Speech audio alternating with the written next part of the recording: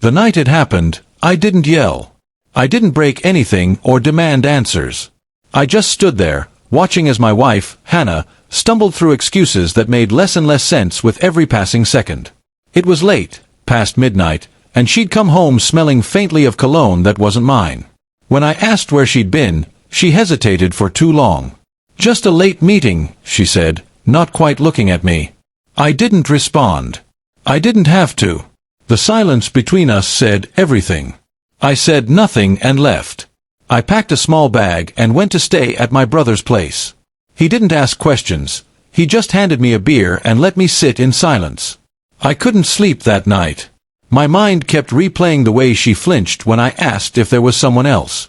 I wanted to believe her denial, but something in her eyes had already confessed. By morning, I'd made up my mind. I wasn't going to fight or plead.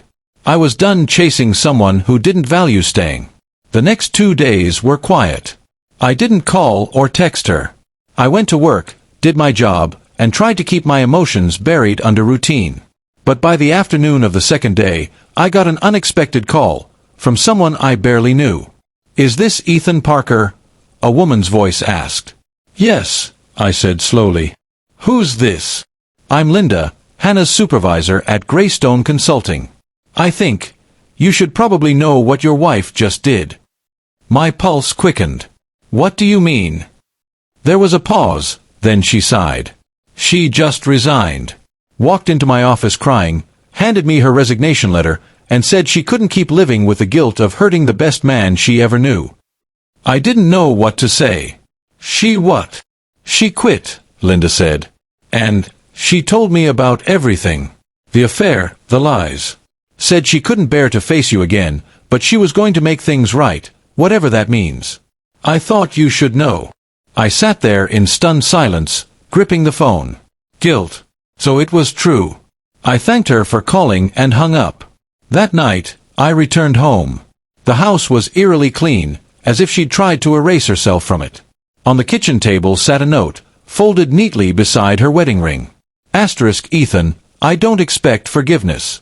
You've always been patient, loyal, and kind, everything I wasn't. The man I thought I wanted showed me nothing but emptiness, and it took losing you to see the truth. I quit my job. I'm leaving town for a while. You deserve peace, even if it's without me.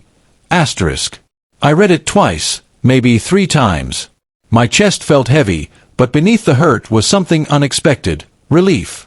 I wasn't angry anymore. Just tired. I spent years trying to fix us, to make her happy, to be the version of myself she needed. But in the end, love shouldn't feel like a constant test you keep failing.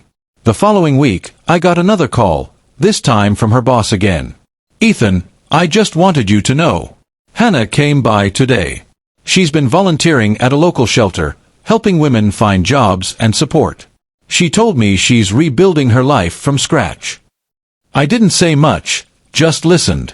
Linda hesitated, then added softly, "She said she hopes you're okay. She said losing you woke her up." After that call, I went for a long walk through the park near our old apartment. The trees were beginning to bloom again, and for the first time in months, I felt like I could breathe. I sat on a bench, remembering all the small, quiet moments we used to share, her laugh when I burned breakfast, the way she'd fall asleep with her hand on my chest. Those memories didn't hurt anymore. They just existed. A chapter that had closed. 2 months later, I received a letter in the mail with no return address. Inside was a simple note in her handwriting, "Thank you for walking away when you did. It forced me to face who I'd become. I hope one day you find someone who loves you the way you always loved me." Attached was a small pressed flower, a daisy. She used to put them in vases around the house.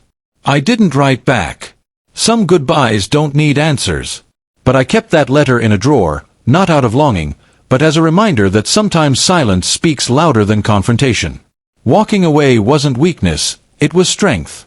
Months later, when I ran into Linda at a coffee shop, she smiled and said, "You know, Hannah's doing well. Different city, new job. She talks about you sometimes, says you taught her what real love looks like." I smiled faintly. I'm glad she's doing better. That night, as I sat alone in my apartment, I realized I no longer felt broken. I was proud of myself, for not shouting, for not seeking revenge, for choosing peace over pain. When I left that night, I thought I was losing everything. But in truth, I was just making room for something better. Self-respect, clarity, and the quiet strength that comes from knowing when to walk away.